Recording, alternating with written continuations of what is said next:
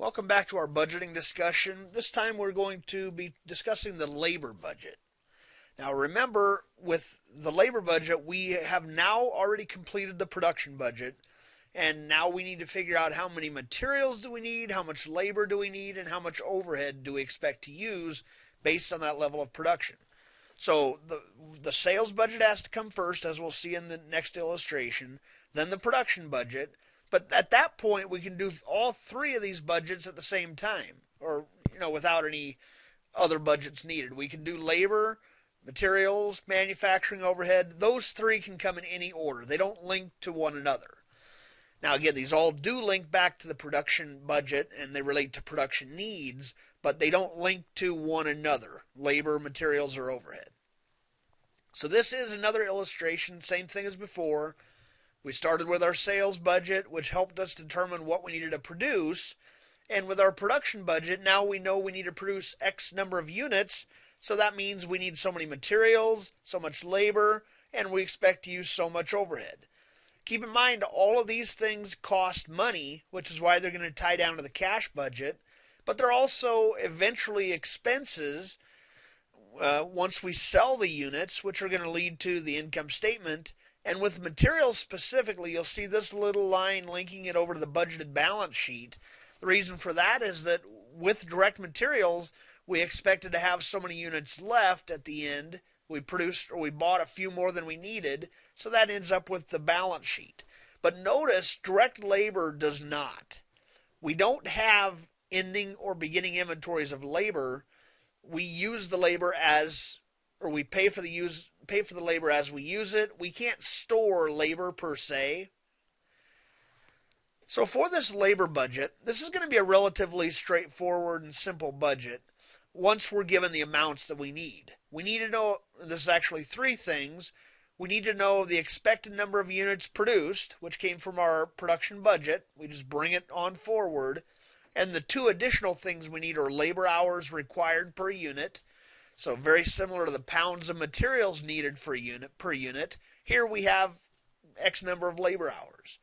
And of course, we need the cost per hour of labor to convert a number of hours into an actual dollar amount, because keep in mind that goes to the cash budget. We're paying for it right now, so it's a cash use at this point. The one thing I want to mention here, similar to materials, you could have different types of labor needed. So you might have one level of labor, another level of labor, all for this production. So you may have to produce multiple labor budgets, or you may just have the labor budget just a little bit more complex of a version of it to accommodate three different types of labor, for example. The thing that makes the labor budget much easier than the materials or production budgets is that you do not have to worry about a beginning or ending inventory, as I said earlier. You can't inventory labor until the unit's completed, and then that cost all feeds into ending inventory of finished goods, but there's no specific labor beginning or ending inventory. That's what I'm trying to say there. So here we have the labor budget. It's pretty straightforward. The production budget, whatever units we were going to produce, they carried forward to start our labor budget. And all you have to do is multiply it by the number of labor hours needed per unit, which in this case is just 2.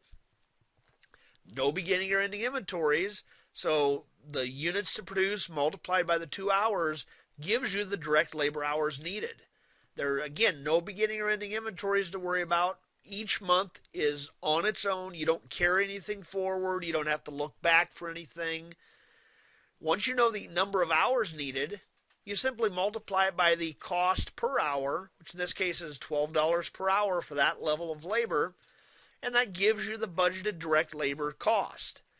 So this cost is going to feed into your overall production, because every unit you produce is going to have some material cost in it, some labor cost, and eventually we'll see some overhead cost.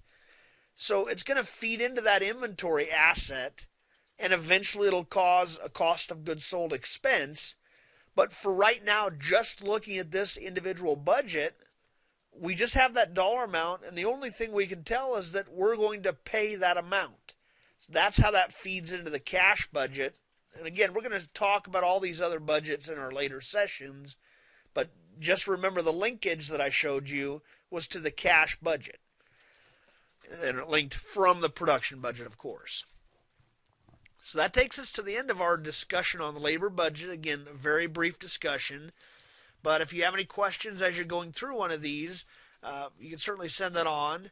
Hopefully this has helped to clarify some of those questions as you're working through a problem. But I thank you for your time today, and I look forward to talking to you in our next budgeting discussion.